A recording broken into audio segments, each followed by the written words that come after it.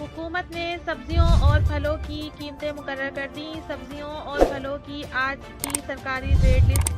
फलों की आज की रेट लिस्ट। सेब काला किलो दर्जा अव्वल फी किलो 260 रुपये।